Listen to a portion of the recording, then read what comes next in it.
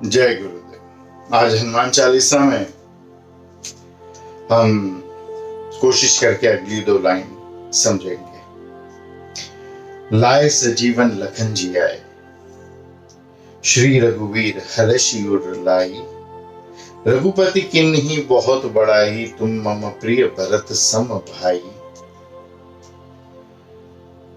सबको पता है कि जब लक्ष्मण को नागपाश से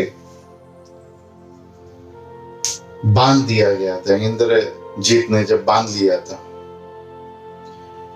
मेघराज जो रावण के सबसे बड़े पुत्र थे, उन्होंने जब बांध लिया था, तब लक्ष्मण जी बेहोश हो गए थे, कोमा में चले गए थे। अब वैद्य को लेकर आए थे लंका से और उन्होंने कहा कि एक ही उपाय है कि संजीवनी बूटी कोई हिंदुस्तान से ले आए, और उसकी पहचान ये है कि मृत संजीवनी बूटी। संजीवनी बूटी भी अलग अलग प्रकार की आती है, उसमें मृत संजीवनी बूटी कोई लेकर आए। उसकी पहचान ये है कि अंधेरे में वो चमकती है। तो कहा हनुमान जी तो जाकर ले आएंगे। हनुमान जी पहुंच गए वहां पे संजीवनी बूटी लेने। फिर वहां पे कुछ ऐसी माया हुई कि सारी जड़ी बूटी चमकने लगी वहां पे। अब हनुमान जी को पता नहीं चला कि कौन सी असली चमकने वाली संजीवनी बूटी है, तो पूरा पहाड़ उठा कर ले आए। तो बात ये हो सकती है कि पूरा पहाड़ भी उठाया हो हनुमान जी की शक्ति पे, मुझे कोई भी संशय नहीं है। या हो सकता है कि जितनी जड़ी बूटियां चमक रही थी वो सब उठा के उन्होंने कूदी मार के फिर से लंका पहुंच गए। लाए सजीवन लखन जी आए। जब संजीवनी बूटी लेने जा रहे थे, तब आकाश मार्ग से कुछ उड़ता हुआ जा रहा है, कोई राक्षस, कोई अनिष्ट कुछ है, ऐसा भरत ने देख के तीर चलाया था और वो हनुमान जी के पैर में लग गया था। और हनुमान जी लंगड़ाए गिरे नीचे और लंगड़ाते थे, और उनको कहा कि मैं प्रभु राम के लिए संजीवनी बूटी लाने जा रहा हूं। लक्ष्मण जी बेहोश हो गए।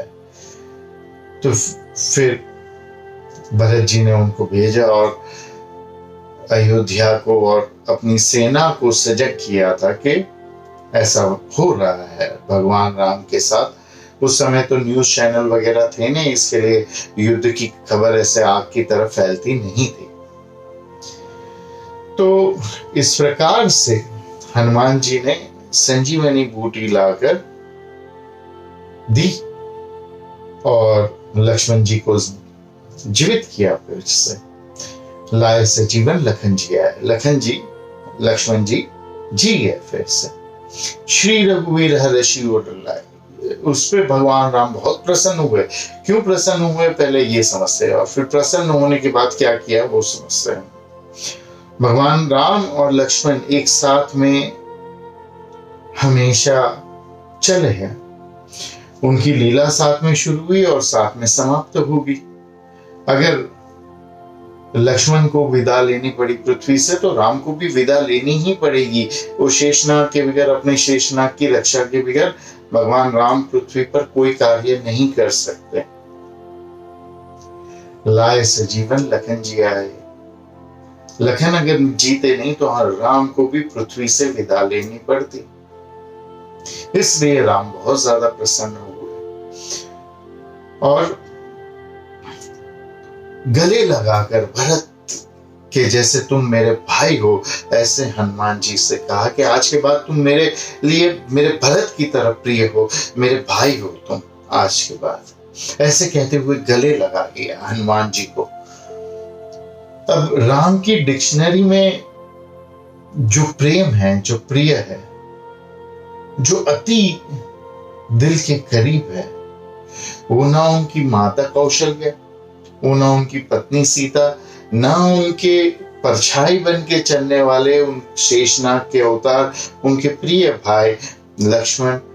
पर जहां प्रियता की बात आती है, जहाँ प्रियतम उत्तम प्रिय जो है वो भरत है। भरत के अलावा कोई और नहीं। एक छोटी सी कहानी, एक छोटी सी बात बताता हूं, इसको और गहराई में समझने के लिए और गहराई से समझाने के लिए। रामायण में एक प्रसंग है कि राम और लक्ष्मण और सीता वनवास के लिए निकल पड़ते हैं, भगवे कपड़े या कंतान धारण करके। और वो जब वनवास के लिए जा रहे हैं, सेना उनको छोड़ने के लिए पीछे पीछे पीछे चल के आती है। जहां ये अयोध्या की हद आ जाती है, सेना और प्रजा को राम आदेश देते हैं कि बस अभी यहां से आप वापस जाओ, यहां से हमारा सफर है, हम चलेंगे। और राम लक्ष्मण और सीता वनवास के लिए प्रस्थान करते हैं। पीछे से भरत आते हैं। भरत को पता चलता है, खबर पहुंचाई जाती है कि पिताजी की तबीयत खराब है, नैनीहाल गए थे अपने नाना जी से मिलने, कैकेयी राज को मिलने। वहां से वो वापस आते हैं। वो दौड़ते हुए राम को वापस लाने जंगल जाते हैं। और जब वो जा रहे हैं, उनके मन में कहीं विचार आते हैं और पूरी सेना को लेकर जाते हैं कि चलो हम अपने राजा को लेकर आते हैं। जब अयोध्या की हद पार हो रही है और जब वो जंगल में जाते हैं, तो पुराने जमाने के लोग आवाज से पहचान जाते थे कि घोड़े आ रहे हैं बहुत सारे। तो लक्ष्मण को ये अंदाजा पड़ता है, क्योंकि लक्ष्मण शेषनाग के अवतार है। शेषनाग मतलब जागृतता, पूर्ण जागृतता।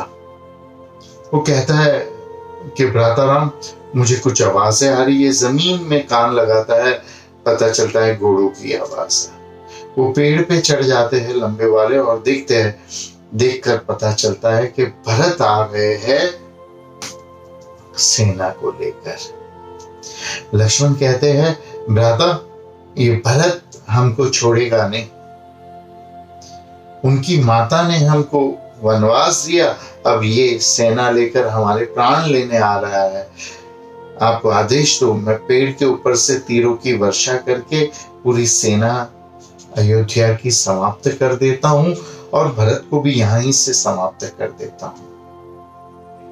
राम कहते हैं, बेवकूफ मत बन, नीचे उतर, वो अपना भाई है। तब तक वो लोग कुटीर बना रहे थे रहने के लिए। तो राम ने कहा, हम लोग कुटीर में इंतजार करते हैं उनका आने का। तो राम और सीता कुटीर में इंतजार कर रहे थे। बाहर पहरा दे रहे थे भगवान लक्ष्मण, शेषनाग के अवतार। भगवान राम अंदर विश्राम कर रहे हैं। लक्ष्मण देखता है भरत आया। निहत्था भरत रथ से नीचे उतरता है और अपने जूते निकालकर आगे आता है। कुटीर के द्वार के पास खड़ा है और आंख से आंसू जा रहे हैं। भरत को भी अफसोस होता है कि मैंने अपने भाई को गलत समझा। भले सौतेला है, लेकिन भगवान राम भी तो सौतेले भाई है और मैंने इस भाई को गलत समझा। भरत कहता है कि दुष्ट हूं, नीच हूं, मेरी वजह से आपको बहुत ज्यादा तकलीफ हुई है, लेकिन फिर भी अज्ञानी हूं, आपके लिए अशुभ हूं। अपने आप को बहुत कोसता है। कोसने के बाद अंत में राम से कहता है कि फिर भी अगर आप मुझे क्षमा करते हैं, क्योंकि आप करुणा के सागर हैं, फिर भी यदि आप मेरी सारी नकारात्मकता को नजरअंदाज करते हैं, तो मैं अंदर कुटीर में आता हूं और आपके दर्शन करना चाहता हूं। राम कुटीर के बाहर आते, सगे भाई भी नहीं है, सौतेले भाई है। कोई भाई भी अपने सगे भाई को ऐसे शब्द नहीं कहेगा। दिन रात रहता है, जहां प्रेम होता है वहां इज्जत नहीं होती, ये मैंने आपको बताया। और राम बाहर निकलते हैं और कहते हैं, भरत तू क्या बात कर रहा है, मेरे गले लग जा, मेरा पूरा शरीर दर्द से टूट चुका है, कांप रहा है। मैं तुझे एक बार गले लगूंगा ना, एक बार अपने हृदय से लगाऊंगा ना, तो मेरा पूरा दर्द चला जाएगा, मुझे ये पता है। और राम बाहर आकर भरत को गले लगा लेते हैं। भरत जिद करते हैं कि वापस चलो भैया। राम कहते हैं नहीं, पिता का आदेश है, वो मानना पड़ेगा। कि पिता की मृत्यु हो गई, अब कैसा आदेश? नहीं, मृत्यु हुई हो या नहीं हुई हो, पिता का वचन है। और पिता ने तो आपको कहा भी नहीं था कि आप जाओ, आप तक तो खबर पहुंचाई गई थी। कहानी पिता का वचन है, पिता के वचन का मुझे पालन करना होगा। मैं 14 वर्ष वनवास जाऊंगा ही जाऊंगा, अपनी पत्नी और छोटे भाई को लेकर। और राम गए। इतना प्रेम भरत और राम के बीच में जितना ना सीता और राम के बीच में वर्णन हुई है, ना ही कौशल्या और राम के बीच में, ना ही लक्ष्मण और राम के बीच में प्रेम की इतनी सुंदर वर्णन, इतना सुंदर वर्णन। और वही भाई का जो है उदाहरण देकर भगवान राम कहते हैं कि तुम मम प्रिय भरत सम भाई, तुम मुझे भरत की तरह प्रिय मेरे भाई। है ना सुंदर? तो अब इस ज्ञान को सबके साथ साझा करना है ना? हरिओम तत्सत।